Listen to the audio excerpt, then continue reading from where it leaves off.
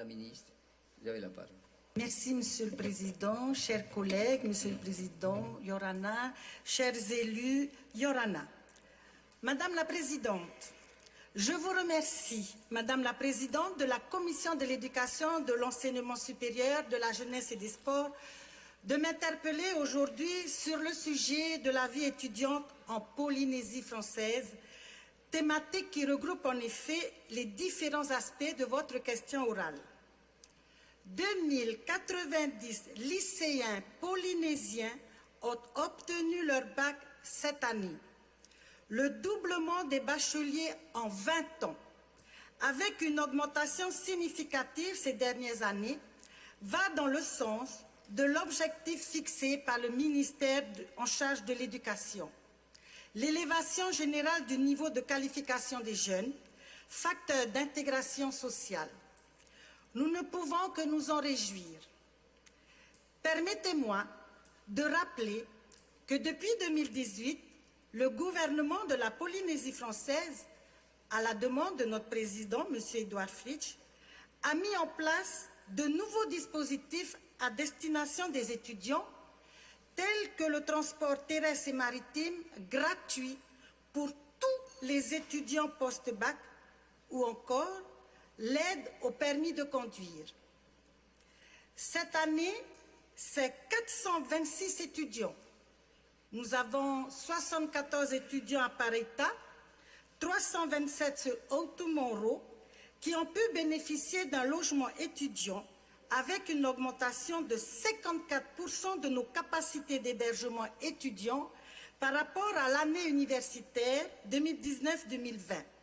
Grâce notamment à l'ouverture des nouveaux bâtiments du CHE d'Outomoro et l'année précédente de la résidence Pareita.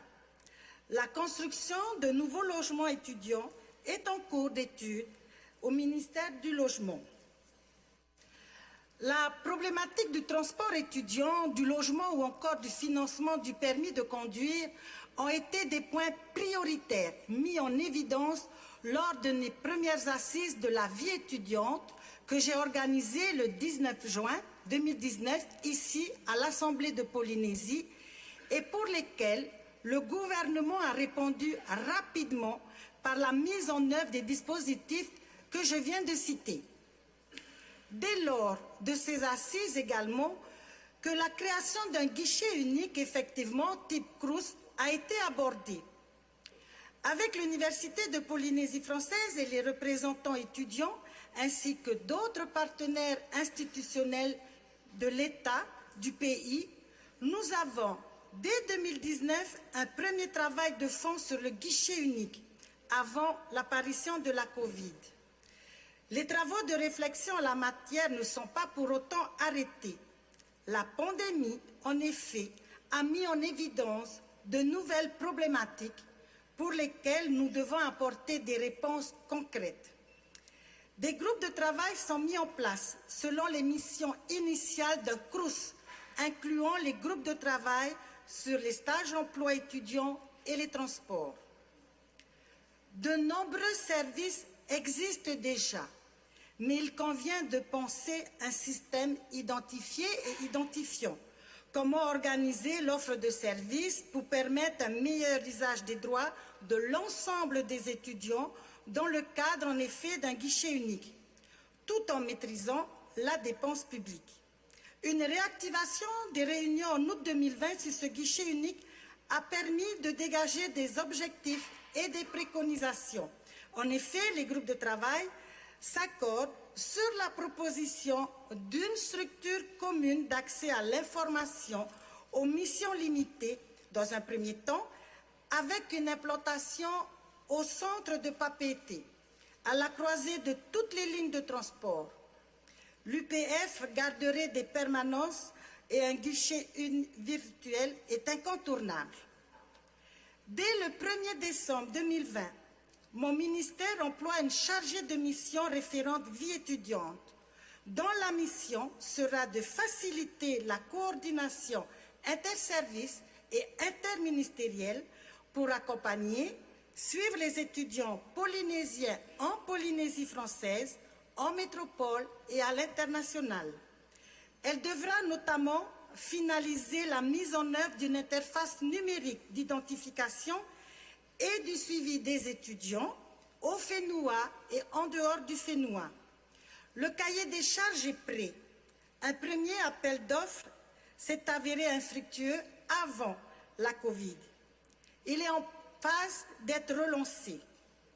La fiche de poste de ce chargé de mission a été largement publiée et le profil retenu est une jeune femme titulaire d'un master ayant fait ses études en Polynésie, en métropole et ayant aussi des petites expériences professionnelles. Elle a donc vécu les différentes étapes que vivent les étudiants en métropole. En 2021, j'entamerai une réflexion avec les différents partenaires de la vie étudiante sur les dispositifs de bourse et d'allocation d'études aux étudiants. Je rappelle tout de même que le budget consacré à ces aides s'élève à environ 1,130 milliard par an, dont 475 millions consacrés à l'enseignement supérieur.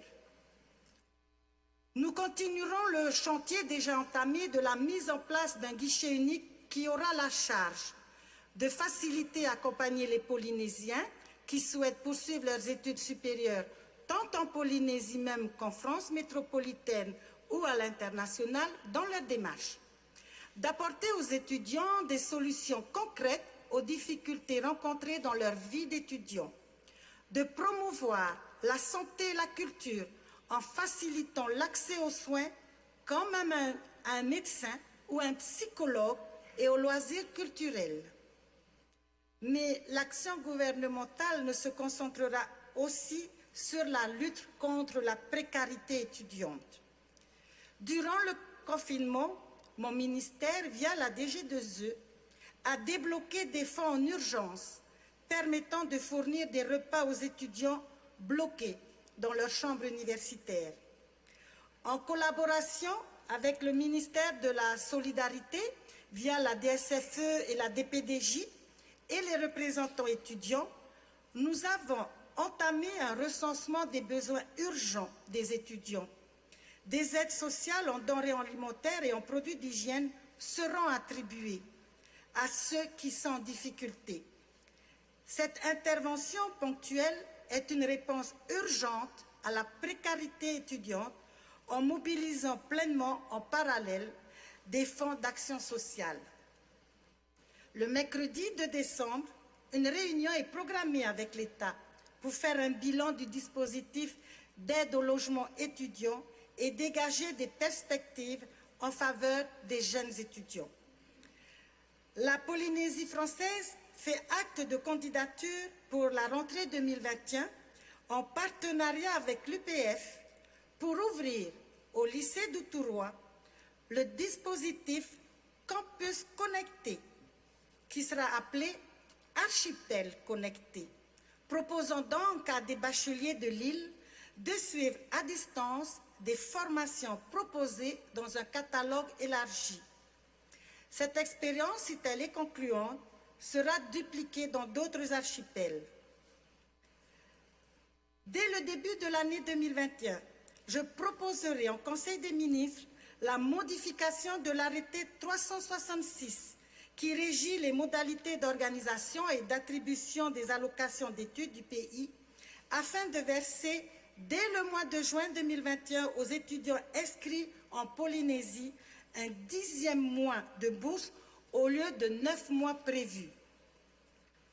Votre question, Madame la Présidente, porte aussi sur les dispositifs favorisant l'insertion professionnelle des étudiants.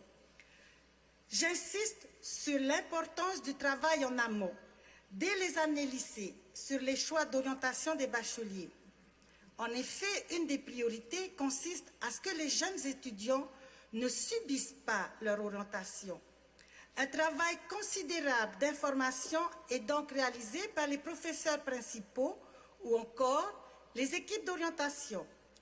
Il convient de noter en ce sens la réalisation de brochures d'information et surtout d'un accès sur le portail de la DG2E d'outils structurés relatifs au parcours scolaire, voire, plus récemment, d'un portail dédié aux ressources pédagogiques pour les équipes éducatives réalisé par le Centre d'information et d'orientation sous forme de Padlet.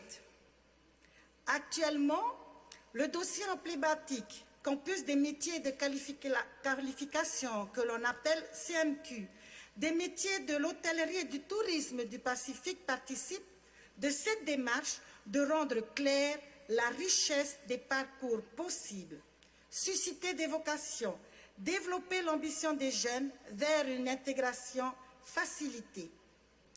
Ma mission du 7 décembre en métropole est destinée, entre autres, à porter ce dossier pour sa labellisation. De plus, l'offre de formation post-bac s'est largement enrichie ces dernières années avec l'ouverture de plusieurs sections de BTS, ce qui offre une réelle opportunité de réussite pour les bacheliers professionnels notamment. Un dispositif existe également pour donner aux élèves de terminale intéressés la motivation d'intégrer Sciences Po. Les classes préparatoires aux grandes écoles ont été étoffées à 3 CPGE sur le territoire, avec l'ouverture d'une classe prépa scientifique au lycée Diadème. La volonté du pays de développer des partenariats se mesure par ailleurs aux conventions signées avec les établissements de l'Hexagone, favorisant la sécurisation des parcours des étudiants. Ainsi, plus nous amenons les futurs étudiants à faire les bons choix de leur orientation post-bac, afin qu'ils ne subissent des changements multiples de filières, plus l'insertion professionnelle sera facilitée.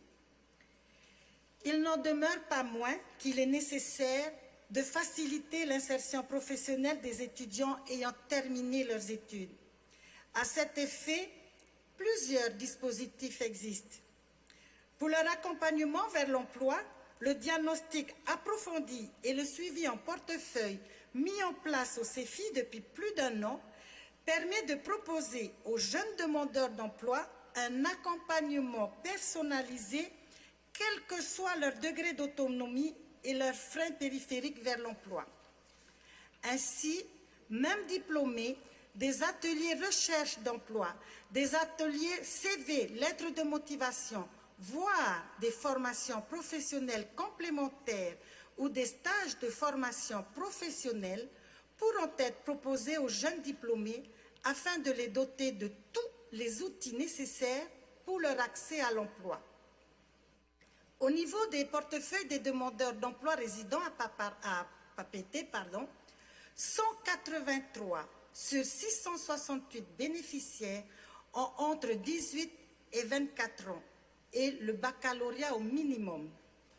Plus globalement, en octobre 2020, 1385 demandeurs d'emploi actifs au CEFI sont âgés de 18 à 24 ans et détiennent le baccalauréat, soit 10% des demandeurs d'emploi. Le diplôme reste un sésame pour l'emploi à partir de la licence.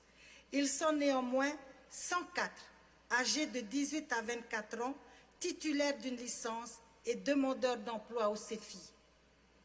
Face à cette situation, dans un contexte économique très tendu pour les jeunes diplômés qui arrivent sur le marché du travail depuis juillet-août 2020, le gouvernement a déployé une stratégie offensive en augmentant exceptionnellement le nombre de conventions de stage type CVD dans l'attente du rebond économique qui permettra l'insertion pérenne de ces futurs cadres.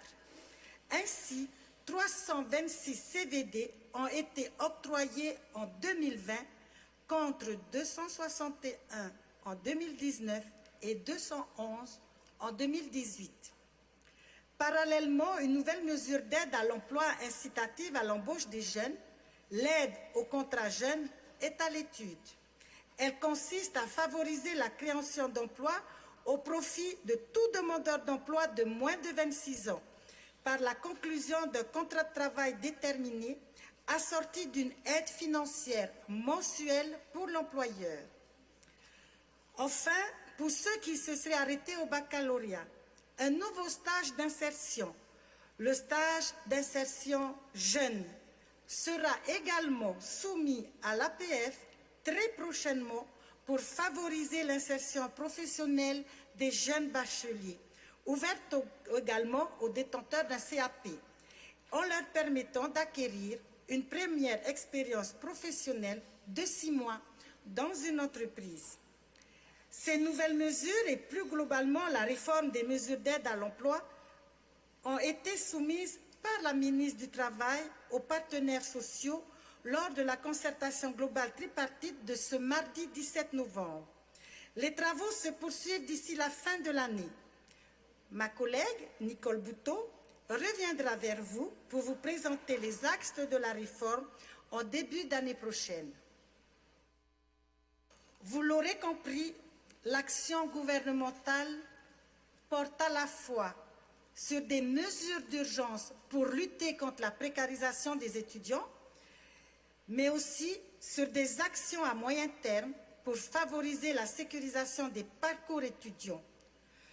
Toutes des mesures et actions au service d'une meilleure insertion professionnelle. Je vous remercie. Merci, Madame la Ministre. Nous passons à la question orale suivante